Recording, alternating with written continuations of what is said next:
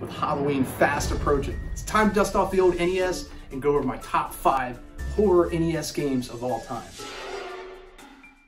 Quick note, all of these are solely based on my opinion. Games that I've either enjoyed as a kid or games that I enjoy now as a grown-up. You may have other things in mind, and feel free to leave it in the comments section if you disagree with my list, or if you have another one you want to list, maybe something that I had forgotten. Love to discuss it out, so I didn't hash it. Number 5. Number 5 on my list belongs to Monster Party. Published by Bandai in 1989, Monster Party is a platformer that is a bit of a hidden gem that I didn't even know about until I got into retro game collecting. You play as Mark, a kid who, while on his way home from a baseball game, is approached by an alien with a simple request: to rid his realm of evil monsters. To do so, the alien being becomes one with the kid to pass on his special skills. Armed with a baseball bat, you take on a long list of creative characters and traditional bosses like zombies, spiders, or mummies. Crazy plot, but an all-around fun 8-bit experience. Number 4.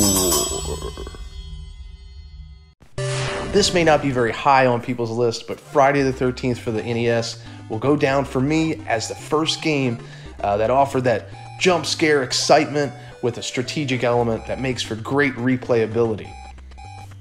You play as your choice of camp counselors that you can cycle through depending on their location and skill set. You have to survive 3 days while making sure you have at least one surviving kid, because as you're doing this, Jason is knocking out kids one by one. My only negative critique on this is the supporting characters that you're trying to avoid on your path to try to get to Jason. They make no sense. But I suppose you have to have something other than Jason, or else it's just you walking around a campsite. This is one of those games that I owned as a kid that I had the hardest time trying to beat. All in all, I definitely recommend giving this game a second look for those who didn't care for it as a kid, and disregard the naysayers if you've never played it. Number 3. What can be said about Ghosts and Goblins that hasn't already been said? Yeah, it's a hard and unforgiving game. Yeah, when you beat it, you truly haven't beaten it, which is a slap in the face, by the way. But Ghosts and Goblins is a classic 8-bit game that is an essential piece of any Nintendo collector's collection. A Capcom arcade classic ported to the NES in 1985, Ghosts and Goblins has you playing as a knight who must defeat a various assortment of demons, dragons, and monsters while avoiding being hit. Only 2 hits and you're done. Your mission is to rescue the princess from the king of the demon world. Addictive game, and one that I still go back to from time to time. Number 2. Say what you want to say about Nightmare on Elm Street, but I have ranked it so high because I actually like it. Nightmare on Elm Street starts you off on Elm Street, searching for a randomized open door to progress through levels.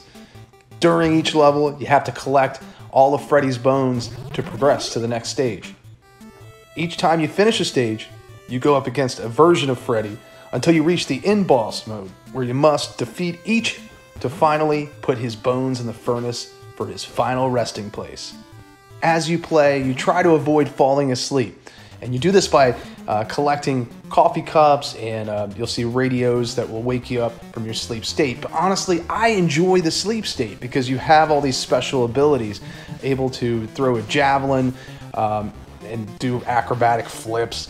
There's another one where you're a ninja and you can jump and high kick people. If you stay in this sleep state too long, you hear that iconic music, and from there you know Freddy is coming for you. Only critique on that, though, is Freddy is so easy to defeat. He just walks around in one motion back and forth, easy to predict his movements, and with no health meter for him, I guess just he leaves when you've hit him enough times. This is actually the first game to feature a 4-player simultaneous gameplay.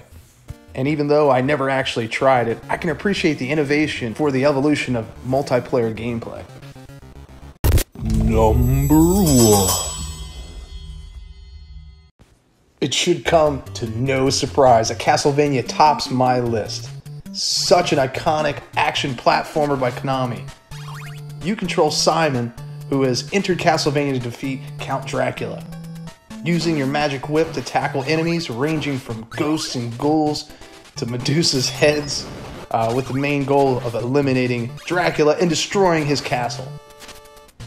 Castlevania is 18 stages of progressively difficult gameplay that is not only on the top of this list, but remains towards the top of my list of favorite NES games of all time, which we'll save that list for another video. So that was my top 5 horror NES games of all time. But I'd love to hear what you have to say.